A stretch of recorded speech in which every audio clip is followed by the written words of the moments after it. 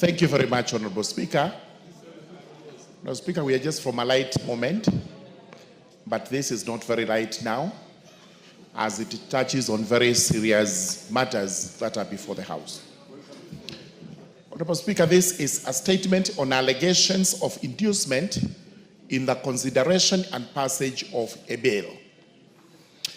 Honorable Speaker, this statement is made on behalf of the Departmental Committee on Justice and Legal Affairs and its members with regard to statements made during the joint Kenya Kwanza ODM Parliamentary Group meeting held yesterday, 18th August 2025, that was presided over by His Excellency the President, Dr. William Samoei Ruto, and the former Prime Minister, the Right Honorable Raila Amolo Odinga.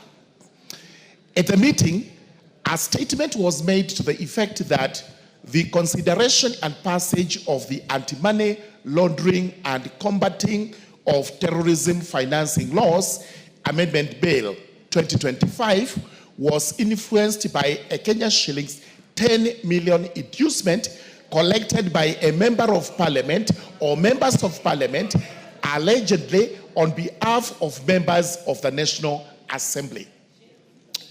Honorable Speaker, the Anti-Money Laundering and Combating of Terrorism Financing Laws Amendment Bill 2025 was a bill sponsored by the leader of Majority Party.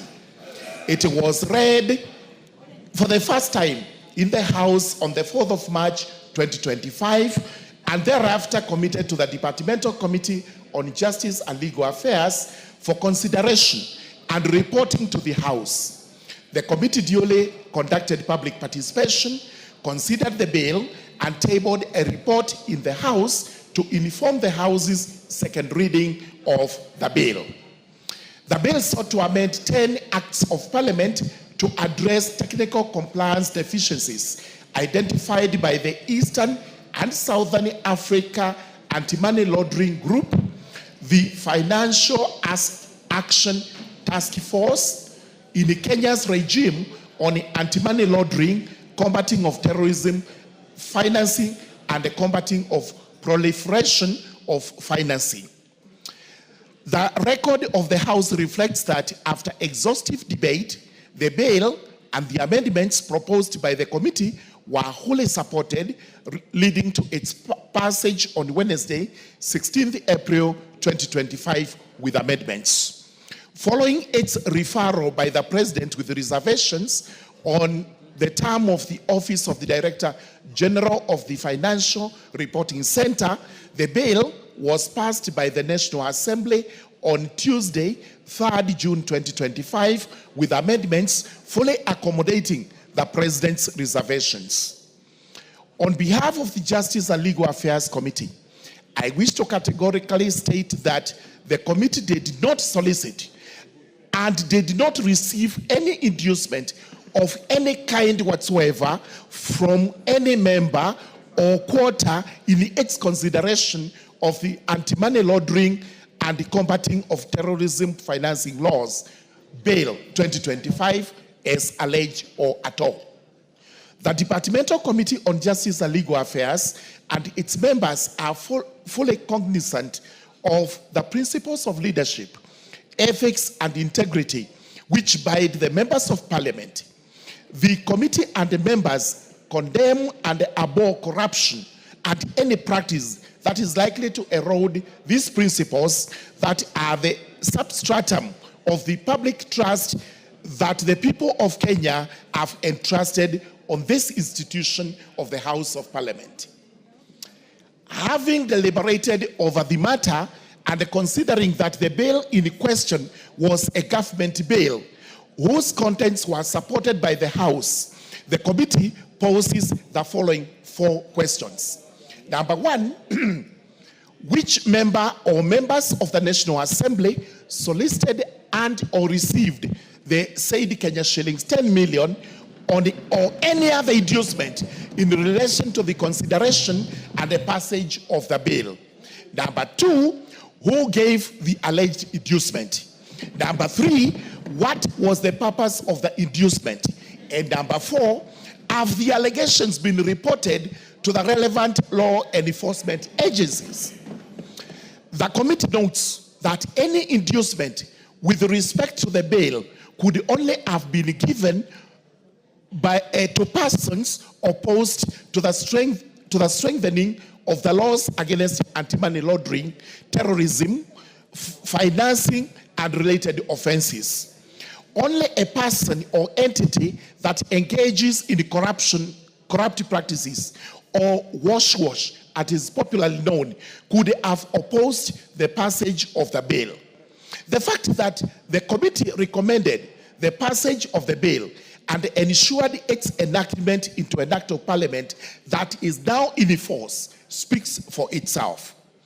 For avoidance of doubt, the position of the committee and its members is that if any member of the National Assembly or any other individual solicited and or received any inducement with respect to the consideration and passage of the bill as alleged, the member or individual is a criminal. Such a person ought to be investigated by the Ethics and Anti-Corruption Commission or the Directorate of Criminal Investigations, or even the committee of this House charged with the responsibility on such matters, prosecuted, and if found culpable to face the force of the law to the fullest.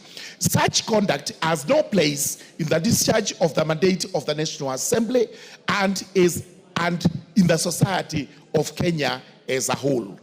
The committee urges any person with information against any member of the National Assembly or any other individual with respect to the allegations to submit the information to the Parliamentary Powers and the Privileges Committee, which has always risen to the occasion and has jealously protected the integrity of the House and the members. Needless to add that the Justice and Legal Affairs Committee is one of the busiest committees in this House. It is only rivaled by the Finance Committee.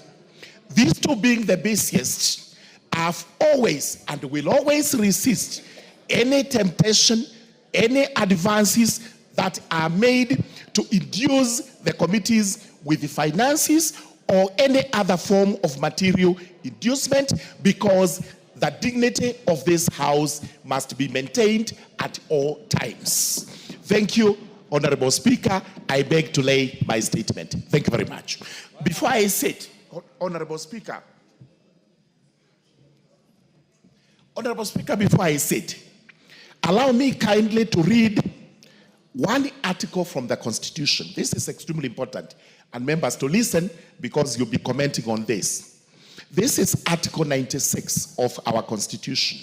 It is on the role of the Senate in the Republic of Kenya.